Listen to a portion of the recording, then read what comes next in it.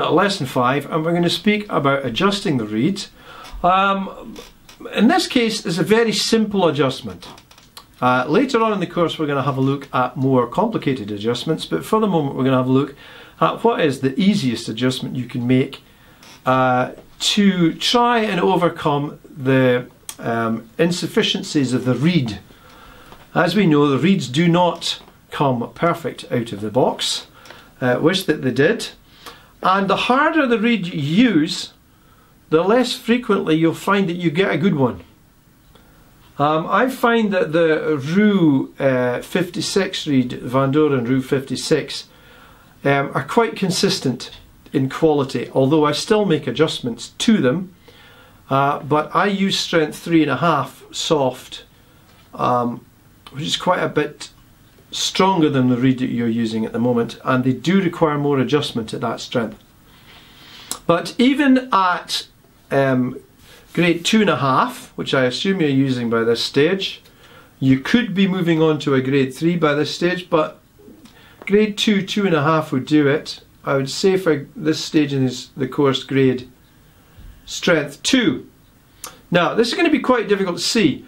I have got my perfect position for the reed on the tip of the mouthpiece. Now when it's perfectly aligned, the reed is level with the tip, and when I'm putting it together I can look at that and I can actually see that that's level with the tip. Now if I'm playing on a reed and it is slightly soft, the easiest way to deal with that is to take your reed and move it up the mouthpiece so it is very, very slightly above the tip of the mouthpiece. Now if you can have a look at that, you will see that that is now slightly proud of the mouthpiece.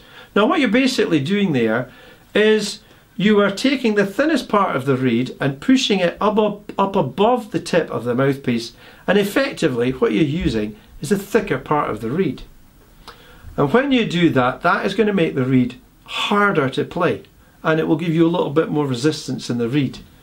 And some players prefer to play like that. I don't like the reed as high as that, but that's a good way of getting a little bit more resistance out of the reed without using a harder reed. We're now using a slightly harder section of the reed.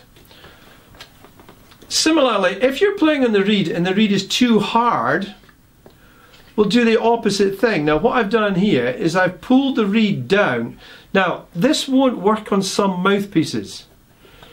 Because of the mouthpiece I'm using, the railings along here are quite thick. If you're using something like a 5RV, some American mouthpieces, the top railing here is quite thin. You don't have a lot of room to play with. But if you've got a fairly thick rail, what you can do is lower the reed.